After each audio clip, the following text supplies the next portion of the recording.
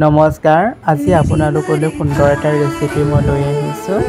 এয়া মিঠাতেল দিছোঁ গৰম হ'বলৈ আৰু মোৰ অলৰেডি গৰম হৈ গৈছে আৰু আটা পুৰিটো মই ইয়াত দিছোঁ তেলত আৰু লাহে লাহে মই ৰুটি পুৰিটো এতিয়া ইলিটি কৰি দিওঁ যাতে পুৰিটো সম্পূৰ্ণ ৰঙচুৱা হয় আৰু এয়া মোৰ লাহে লাহে পুৰিটো হৈ আহিছে আৰু এয়া চাওক পুৰিটো মোৰ সম্পূৰ্ণ হৈ গ'ল। কালাৰটো চাওক কিমান মচমচীয়া হৈছে আৰু মই তেনেকৈ দ্বিতীয়খন পুৰি এয়া মই এতিয়া দিছোঁ, এতিয়া ইলিটি কৰি দিছোঁ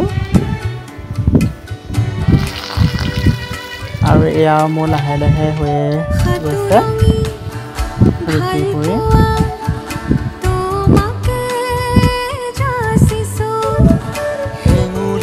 এয়া মোৰ সম্পূৰ্ণ হৈ গৈছে ৰুটি পুৰি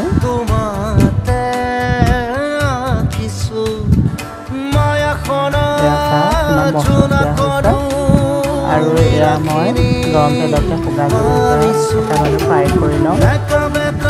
ফ্ৰাই কৰি লোৱা জলকীয়াকেইটা খাই ভাল লাগে।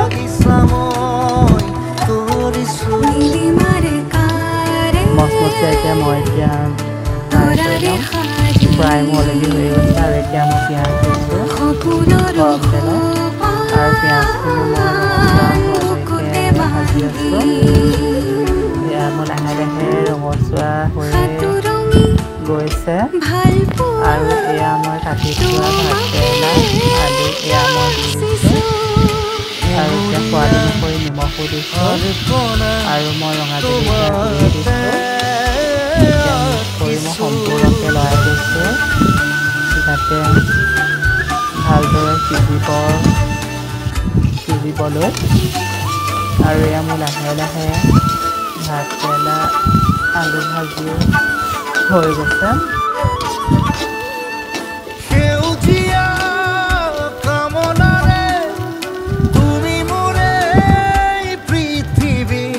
ভাতকেৰেলা আলু ভাজি খাই খুব ভাল লাগে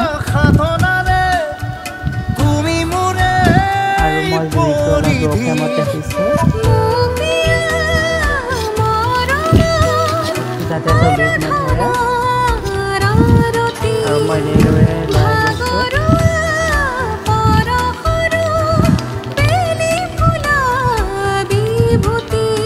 ৰঙচুৱা হ'লে ভাজিটো খাই ভালেই লাগে আৰু যেতিয়া মই খাবলৈ ৰেডি কৰি লৈছোঁ ভাতকেৰেলাৰ ভাজি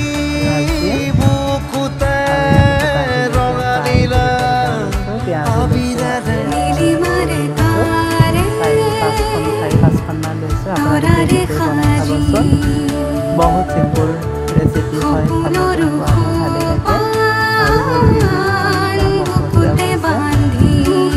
लगे भिडिओ ভাল পাইছে লাইक কৰিব শ্বেয়াৰ কৰিব সাবস্ক্ৰাইব কৰিব।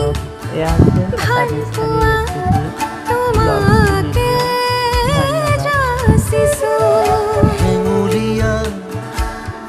ধন্যবাদ।